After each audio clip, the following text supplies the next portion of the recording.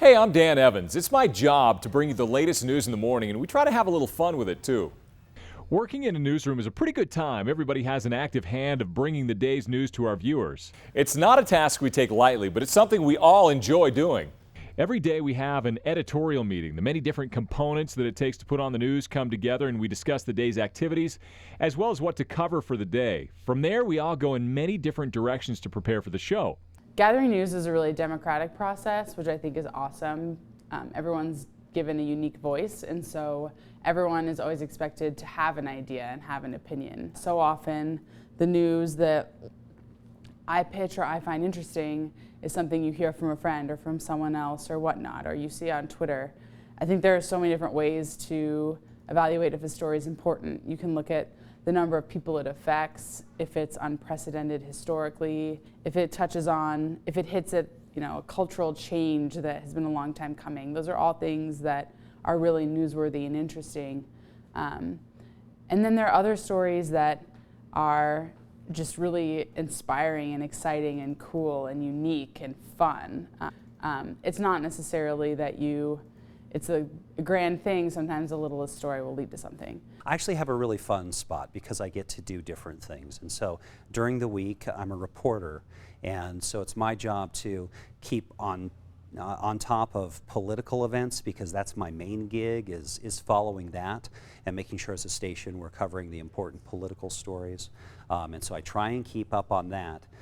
And so I can come into the station telling them, hey, this is the important thing that I think is happening today, and this is how I think we should go about trying to get the story. And then as an anchor, it's more all-encompassing. There's a little bit less of that intense pressure, but you do have to, be on top of everything and be ready to go when the lights turn on. College to professional was definitely a transition. I mean, in college you had a week to prepare your story. It was hardly ever breaking news. If you did, you just went and shot some photos and then came back in. Here, we're shooting 3 to 4 stories a day. You're constantly on the go. You constantly have to be ready. You don't just get an assignment. They're not like, there's a car accident, go cover it. It's a car accident that you have to go shoot, and then you have to worry about who you're going to talk to. You have to talk to the right people at the right time, and then you have to wait for a reporter to look through that, and then you've also got to worry about setting everything up to go live. So it can seem really crazy, and it really is for the first little while, but once you get in the flow of things, it definitely seems to calm down a little bit, but you always have to be ready to go. As a graphic artist in the news, you work hand in hand with the producers. They kind of tell you before the show what kind of graphics they need, and then you are able to research the story, pull video clips, do any kind of elements that you need. You have to kind of visualize what story, how can I best express, what the story is about, and then put it together quickly. Directing is, I've heard it equated to conducting an orchestra. When you're directing a live newscast, you're taking 20, 30, 40 different elements, not necessarily at a time, but as a whole, and you're combining them all, and you have to get them on air cleanly and organize them and send them out to the public. And it's high pressure.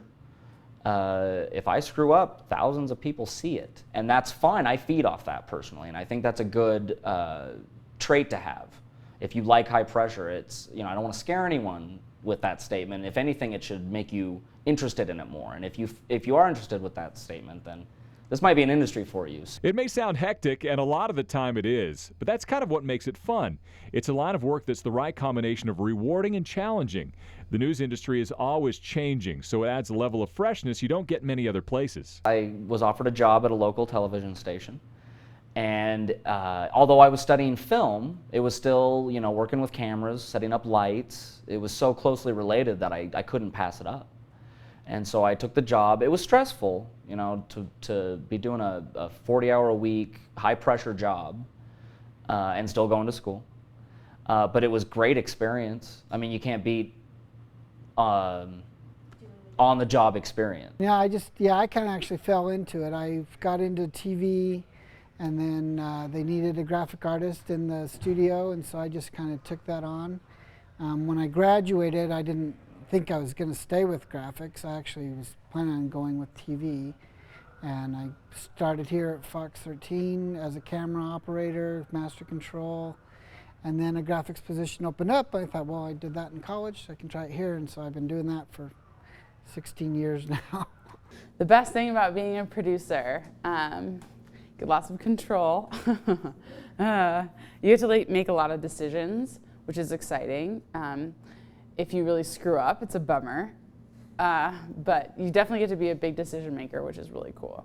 And I realized when I got into this job that it had this blend of activities that made me feel like I was a part of things, like occasionally I could do something that made a difference, that swayed something in one direction or another if it seemed like there was something bad going on, and to be able to shine a light on things. I enjoy that. And the other thing that I think got me into this profession is just that it's fun. You know, there's real fun. I think, and this is when you know that you should be doing what I do is, like, I've been in sometimes like we have these crazy days, and the time that I feel like I can take a breath and really relax is when I'm on the desk. It's like when the show is on, it's like, whew, okay, this is home. You have your good days and then you have your awesome days. And so it kind of goes back and forth. You're going to have your bad days too, but as long as you love the job and you see every opportunity as a chance to kind of express yourself and show the story in the light that it needs to be shown in. It's really rare when you get to show up to a job, get a clean slate, create something, and then leave work with the gratification that you did create something. I think that's huge, and especially when a show goes well and goes how you wanted it to and expected to and hoped it would. That's awesome. It's almost like part of a program that you're watching, because you learn about news events that are actually happening, and then you wonder what's going to happen the next day with the same event. If the person's going to be found, if they're going to catch the robber, all these things. So you're always dealing with new things. It's the same thing, but it's different each day, and so it makes it interesting.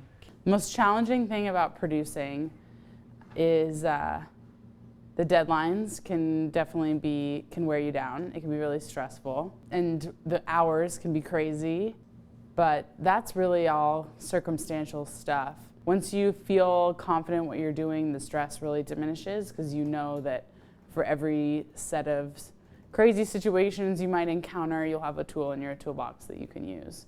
The difficult parts of these jobs, there are a couple that come to mind most prominently. One is that if someone wants to do the on-camera stuff, then there's a lot of competition. And there's competition all over the place, but it's just that the competition for what I do means you have to move. You have to start somewhere that's probably not here, probably not your home. And then if you're really lucky, like I am, then you might make it back home if you love your home. And that's what's happened with me. But that was really lucky, The toughest thing, honestly, is you have to be able to turn it off sometimes. I mean, you're going to see horrific images, and you're going to wish that you could do something about it. And I think that's been the hardest part of photojournalism from its roots. It's hard to look through the lens and see some of the things that you're going to see, and you have to be able to turn it off and then focus on the good when it comes to it. It's getting quicker. TV news is getting quicker, even local TV. Local TV news is really taking on a more national TV format. The CNNs, Fox Newses, we're adapting to those, and we have to compete with them in a way. So we're always learning, and we're getting quicker. And I think the future of this profession, the future of journalism is a harder question for our friends at newspapers, who are so crucial as journalists, but their sales model doesn't work as much anymore because people don't buy newspaper classifieds and people read their stuff for free online, and that's tough, and we see people being laid off. TV, it's stressful. There's so many different elements going on, but all the web stuff, they need our video. They need our, and so there still has to be some primary source material, and I think that television's in an okay spot that way. Television news is a great place to have a career. Just ask Chris and Shelby. Really, ask them a lot of questions because, like Brett said, they got a paid day off work to do this. Seriously, though, it takes a lot of effort to put on the day's news, and most of us wouldn't rather be anywhere else.